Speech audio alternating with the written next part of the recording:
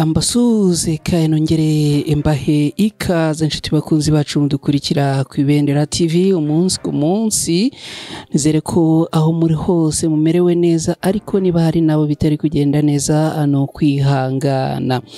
Turababwira ko mu karere ka Nyaruguru haturutse inkuru y'akababaro aho abataramenyekana abishe mutwara sibo bakamugerekaho ibyangombwa bye. Turababwira kandi ko abitaga abakozi ba WASAC bakiba abaturage bamaze gutabwa muri yombi. Ngizi inkuru tugiye gusangira muri aka kanya, gusa munyemerere mbere yo kuzinjiramo ku buryo burambuye mbanze yamfatiye akanya gato yambashimire. Niba ujya ufata umwanya wawe waba muto cyangwa munini ugakurikira inkuru n'ibiganiro byo ku Ibendera TV, uruwa agaciro gakomeye cyane kuri twe, turagushimira. Ariko turanaashimira amwe mwakoze subscribe kuri channel yacu Ibendera TV. Mwarakoze cyane guhitamo twebwe, ariko turanibutsa mwe mutara akora subscribe kuyikora kugira ngo mureke gukomeza gucikanwa n'inkuru tubagezaho hano ku Ibendera TV umunsi ku munsi. Mu gusoza turaza kubaha nimero mushobora kunyuraho niba amwifuza gutambutsa igitekerezo cyanyu ku Ibendera TV. Reka ariko by'umwihariko tunasuhuze cyane abantu baba muri groupe yitwa Abuzukuru. Apina uraho cyane, gubwa neza. Turasuhuza n'ababa mu yindi groupe yitwa Impamyabigwi, namwe mukomere, n'abandi mudukurikira mwese mu bice bitandukanye, mu bihugu bitandukanye, mu ntara zitandukanye, turabashimira cyane. Igitekerezo giheruka ku nkuru zo ku Ibendera TV ni cya Amukamisha Diane uzwi nka Didi. Turagushimira cyane, tunagusubiza ko ikibazo watubajije uraza kwinjira mu nkuru ukaza kugisangamo. No kuvuga igisubizo uraza kugisangamo. Nitwa na Cretine Hirushwa, ni ku Ibendera TV, ikaze.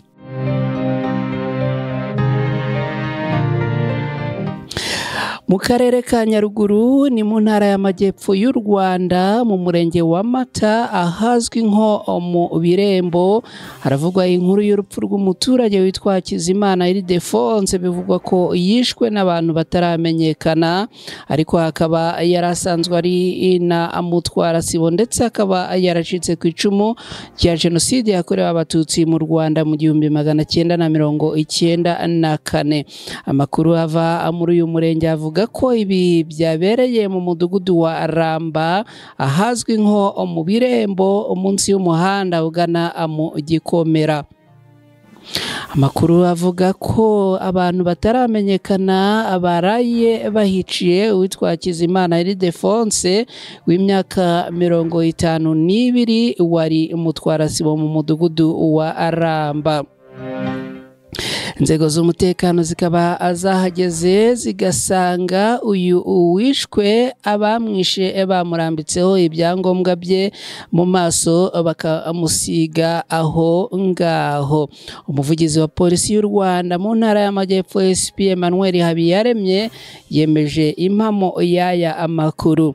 SP Habiyaremye yabwiye Bwiza ko tariki 11 Ukuboza muri uyu mwaka w'2024 mu gitondo i Nyaruguru Mata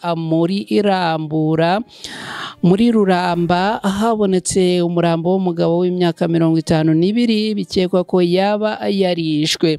Umurambo wajyanwe ku bitaro bya Munini.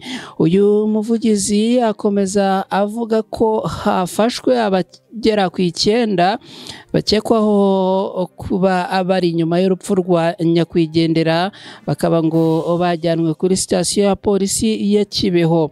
Uyu muvugizi yongeyeho kandi ko polisi yihanganisha umuryango wa nyakwigendera. Mu butumwa yatanze yagize ati, turaburira kandi tekereza wese kuvutsa undi ubuzima akubireka, kuko uwabigerageza wese aho yatekereza akwihisha hose agomba gufatwa agashyikirizwa ubutabera.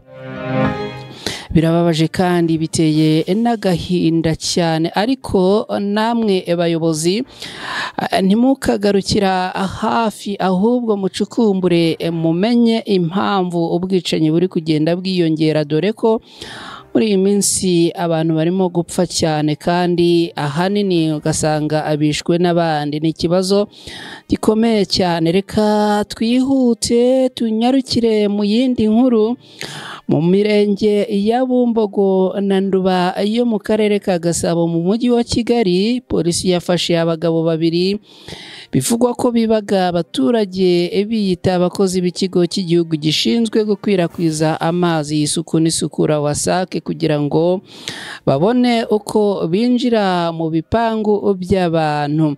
Umuvugizi wa polisi mu mujyi wa Kigali Chief Inspector of Police CIP Werarisi Gahonzire yatangarije Kigali Today ko aba bagabo bafashwe tariki ya 9 Ukuboza muri uyu mwaka 2024 bakaba bamaze gushyikirizwa urwego rw'ubugenzacyaha mu Rwanda RIB kuri sitasiyo ya Nduba kugira ngo iperereza rikomeze ku byaha bakurikiranweho. Aba ngo bibaga abaturage babanje gushakisha amakuru y'aho bagiye kwiba. Uyu muvugizi wa polisi mu mujyi wa Kigali agira ati abafashwe babanzaga gushaka amakuru y'aho bagiye kwiba bakamenya umutungo wa nyir'urugo igihe agira mu kazi ndetse n'umuntu usigara mu rugo kugira ngo babone uko bategura umugambi wo kuhiba.